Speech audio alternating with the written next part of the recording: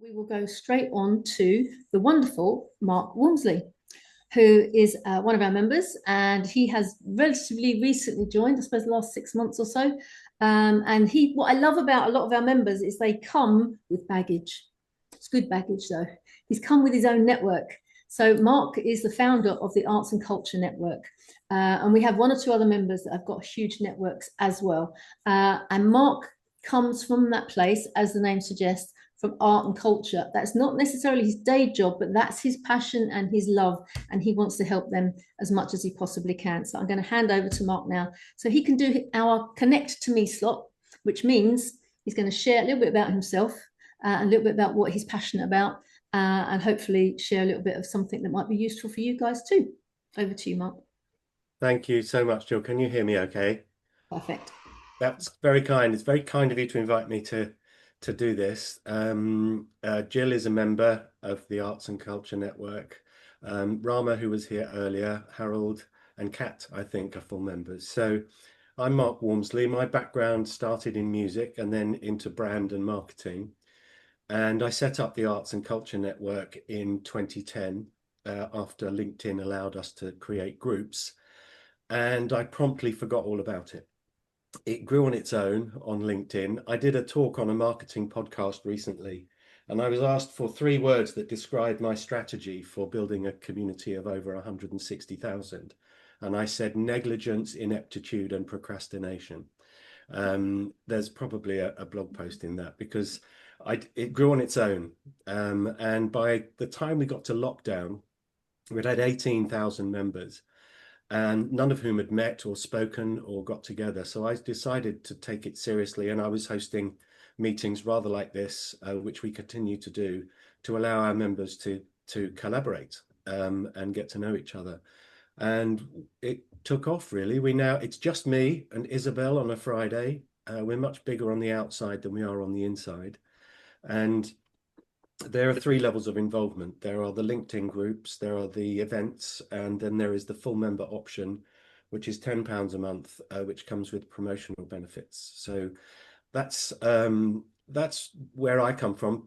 Thank you, Jill. It's not only my day job, it's also my night job now, because we've got members all over the world who like to chat. So I'm often up late chatting to our members in the Far East and in Australia. So the motto of our community is choose people who will say your name in a room full of opportunity. And we've had some lovely success stories from the meetings, people being hired, commissioned, collaborating, having met for 5 minutes, rather like we just did. So that's always good to hear. We meet at the end of the month on Friday in London at the Royal Society of Arts for the afternoon, and it was great to see Harold there recently. And we have an ambassador in New York City who does the same thing in Manhattan for us, which is great. So it's a nice mix of face-to-face and Zoom. But what I thought I'd touch on today is to share something of what I've learned as a brand and marketing consultant over the last few decades. And it would help if you had a pen and paper, because I'm going to give you a little task here. The harsh reality, whether you're a freelancer, a consultant, a contractor, an employee, or a business owner, the harsh reality, the harsh marketing reality that we face, in my view, is that at any given time, insufficient numbers of the right people even know we exist. And that's why networking and referral marketing becomes so important. And even those who do, when you get in touch with them, perhaps 3% of them are ready to buy. So I thought it would be really interesting to try and plot out the customer journey. So I've come up with an acronym called PARELA, P-A-R-E-L-A.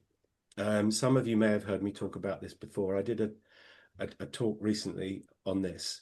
And the first of those words is perception. If you can get perception right, all the work you do to try and raise awareness for you and the work you do is amplified in its impact. I did a talk at Oxford University in March called Who the Hell Do They Think You Are? And it was about capturing that perception, the desired perception that's going to work best for you. If you've got a pen handy, there is an easy formula to use for that. And that is DBR equals NRT. DBR equals NRT, and that stands for different, better, and remarkable equals noticed, remembered, and talked about. So if you can capture something that makes you different, the marketing philosopher Seth Godin will tell you, if you're not different today, you're invisible, unfortunately. If you're not perceived as better at something, then they'll be promiscuous. And if you're not remarkable, they won't tell their friends about you. So DBR equals NRT. So I call it the identifying characteristic. Nikki was talking about identity earlier. And for visual artists, like the one behind me, we try and capture what we call the picture hook. It's something about the work that you do that people will never forget. So if I tell you that the Ben Harrison paints these out in the open air in the Pacific Northwest, and he hides a computer chip in the canvas, and if you can find that with your smartphone, it'll play a beautiful video of the creation of the work. Now, that's his picture hook. Hilarion is one of our members. He's an abstract artist. He only paints for 10 minutes, and that's what you get. So he's not an abstract artist anymore, with all of the other abstract artists there. He's now the 10-minute guy. And then another member, she only paints with coffee and gold. So that's their picture hook. So that's the different bit. So once you've nailed the perception of how you want people to perceive you as different and better and remarkable, then we move to A, and A stands for awareness. PARELA, by the way, is also a Brazilian boy's name meaning breathing spirit, which is entirely coincidental but delightful. Awareness, that's the next challenge. What can you do that's going to help raise awareness in the right area? And my advice there is to use minimalist marketing. I want you to imagine that you need to increase awareness. I want you to imagine you've got 3 buckets in front of you. You can only put one thing in each bucket. In the first goes one very specific product or service you offer that's fun, profitable, easy to sell, and likely to produce recurring revenue. In the second bucket goes one very small audience for that, your smallest viable audience for that service or product. And then in the third bucket goes one channel only through which to reach those people to tell them about that project, that product or service. I call it minimalist marketing because most of us spread our resources of time, energy, enthusiasm, and money too thinly and fail to break the surface anywhere. I certainly was guilty of that. So that's for awareness. Recall, R is recall. So you've got the right perception, you've made them aware, and you allow them to forget. So what can you do that maintains recall? As I mentioned earlier, at any given time, only 3% of the people you might reach out to are ready to buy what you're about to sell. So it helps to keep them maintain that recall. And then finally, they'll engage. So are you stuck at it? The idea is to identify where you're stuck in this process. There are all sorts of reasons why people understand what makes you special, are aware of you, and they remember you, but then they never engage. And that might be a price thing. It might be a fear thing. It might be a lack of case studies, or it's not referred. So are you stuck there? L stands for loyalty. So they've gone through that process and now they're coming back for more, which is great. What can you do about the work that you do and the service or the products that you provide that can encourage people to be loyal? The Arts and Culture Network, with Collaboration Global, is a subscription-based service. Jill and I can go on holiday for a week and the subscription fees will still come in. That would be fun, Jill. Let's do that. So what is there anything that you can do about the work that you do that might lend itself to a subscription model that provides you with that recurring revenue? And then advocacy is where Apple have got to, Nike have got to, Harley Davidson. They've got a marketing team out there all over the world. And I once turned down a lucrative consulting project because the client insisted I use a PC. Well, I said, I'm sorry, but it's like wading through treacle for me. I'm much more productive on a Mac. They wouldn't give way, so I declined it. So that's because I'm an Apple advocate in that respect. So there we are. That's PARELA: perception, awareness, recall, engagement, loyalty, and advocacy. And if you can get all the way to the end of that, then you'll be doing wonderfully well, like Nike, Harley Davidson, and Apple. The minimalist marketing idea is that you put one thing in each bucket and then you set targets. It's based on Seth Godin's statement, find your smallest viable audience and become the best option for it. So the idea is that you would set some targets for engagement, and once you've hit those targets, you can put one thing in one bucket. So you might want to sell a different product or service to that group of people using that channel, or you might want to sell to the same group of people, the same product or service to a different group of people using that channel, or you might like to add a channel. But the idea is that you don't try and fill the buckets until you've seen it working. And that's worked for me. It's worked for others I've spoken to as well.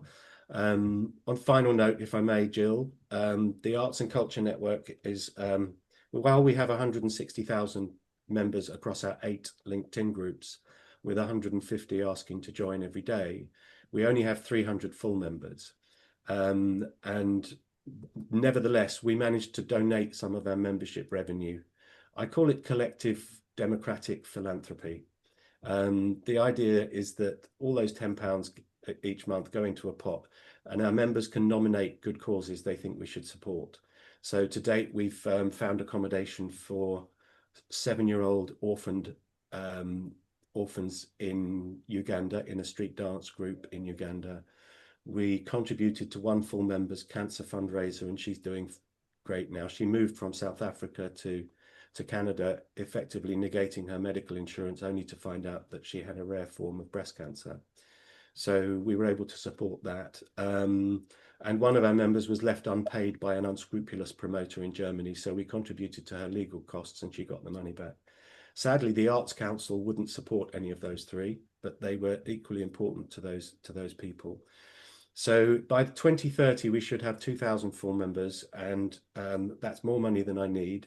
So we'll be giving increasing amounts of that away to member-nominated projects. But it will be like the Arts Council, but with no application form, which I think is probably the right approach. So I'm sorry if I've gone on too long, Jill. But yes, please connect. I'm all over LinkedIn. And if you'd like to come to some of our events, they're all free. The next of which is at 6 o'clock tonight, UK time, for a quick half-an-hour catch-up. Lovely. Thank you, Mark. That's brilliant. And I just love the fact that we do similar things, but we're different. And people are becoming members of yours as members of ours. And it's just a different way of being around really good, clever, supportive, inspirational people. So I thoroughly recommend joining Mark's group as well. Whilst it's called the Arts and Culture Network, it doesn't mean to say you necessarily have to be in the arts. I'm not, but I'm still a member, because collaboration is done anywhere. You get an orchestra, there's collaboration. You go on stage, there's collaboration. So everywhere in the arts, there has to be collaboration. They do it naturally. So I'm really in Mark's space to learn as much as I can about. Well, if I might just add, it only works for us because we have a nice balance of practitioners and those who support those practitioners. So specialist marketing consultants, specialist copywriters, for example, coaches, helping creatives, and we're right across the arts, from including travel and tourism, and so it's performing arts, visual arts, literary arts, heritage, and museums. Can I just say as well, if any of our members haven't had a one-to-one with Mark yet, then please book one and ask him, tell me the Batman story. That's all you got to do. Tell me the Batman story. I'm going to say no more. We're moving on. Thank you so much, Mark. I really appreciate that.